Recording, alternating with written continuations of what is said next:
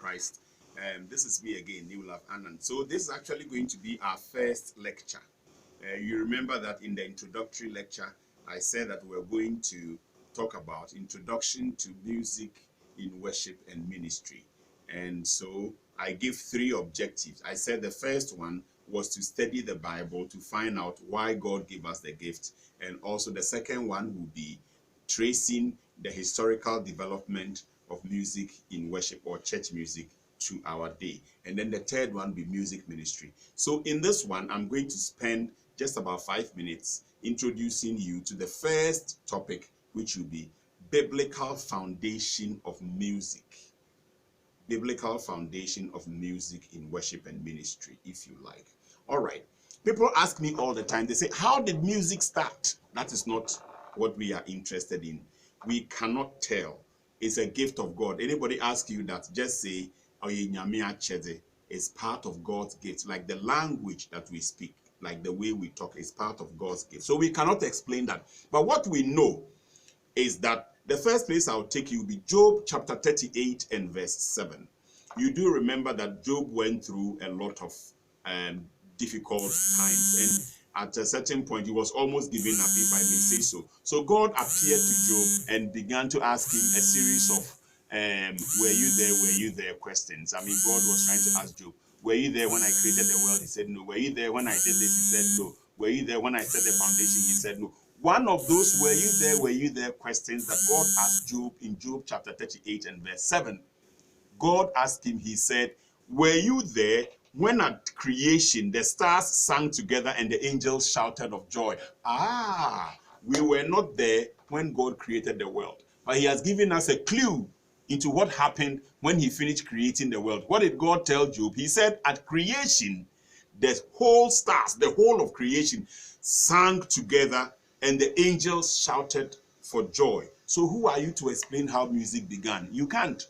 God says that at creation, it was already there. When you read the book of Revelation and other places within scripture, you see that music has a place in the Bible a lot. But the first man to actually have the gift of organized sound, or what we call music, is called Jubal, who is also found in Genesis chapter 4 and 21. Now, when we talk about organized sound, which is the same as music, it means that you have organized sound in such a way that is pleasing, it's very sweet in people's ear. And that is what we do, because music uses the same substance that maybe the people who are working on the construction there also use. You can hear sound. We use sound. Everybody uses sound in the world. But our sound is very special. Why? Because it is organized. It is organized. You know that it starts with an introduction.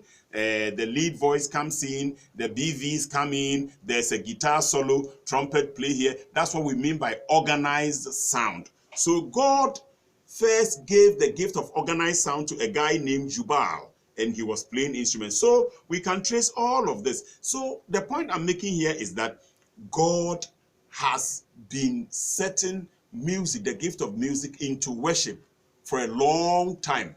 And you can follow. I want you to find your favorite verse of music in the Bible and see how it fits into God's plan of establishing music in worship.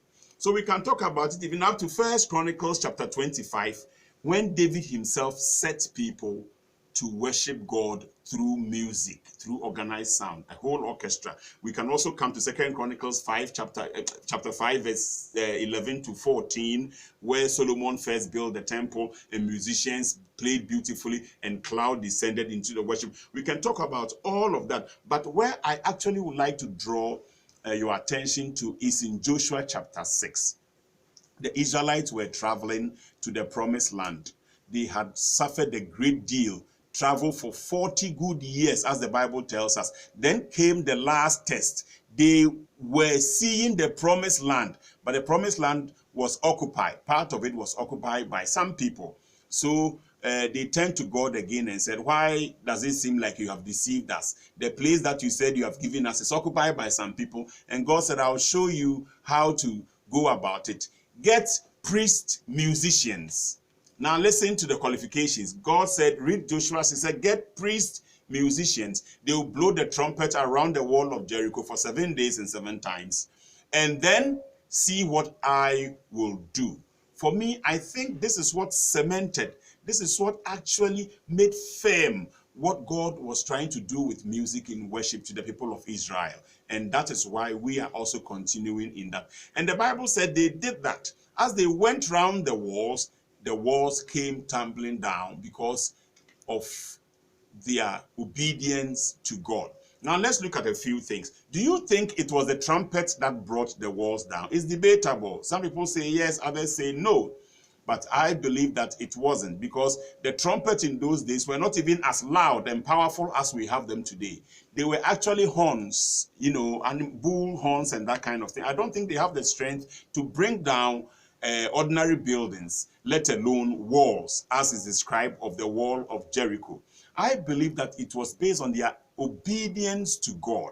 The instrument was not loud, it wasn't powerful, but because they obeyed God and did as God was telling them to do, God used the strength of their instruments, and God used the music that they were making to accomplish great things. So this is the first lesson that we learn from God and music. Now, the other thing is, you would also ask that, why is it that God has promised to give a promised land to some people, and then they get there and other people are occupying it, and God want to take it from those people and give it to those people that he calls his own people? Don't you think that is so unfair?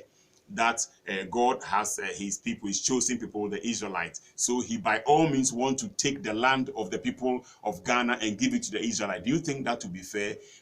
When we look at it, we say, no, it's not fair. But I want to leave you with this thought about why God wants us to use music. When you only look at it like that, you say it is not fair. But I would like to draw your attention on something, that not everyone is for God. As we sit here and listen to this lecture right now, there are people who are working in places trying to bring us down.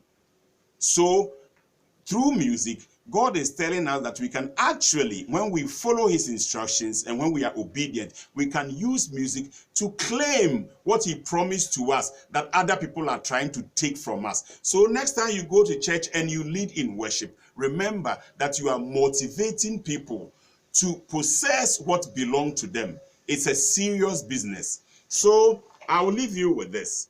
Godly music, therefore, from what we learn from scripture, is a gift and power from God, which he uses in the hands of his children to do such things as healing, 1, prophesying, motivating his people, comforting and assuring, building up and creating identity for his people, connecting us to God through devotion and worship, and for education, to help us remember the things of God. I'm particularly interested in the education part. I would like for you to read Deuteronomy chapter 31 verse 19 and see what God says about music. I'll catch you again in the historical development of music in worship. Thank you very much. My name is Newlove Annan.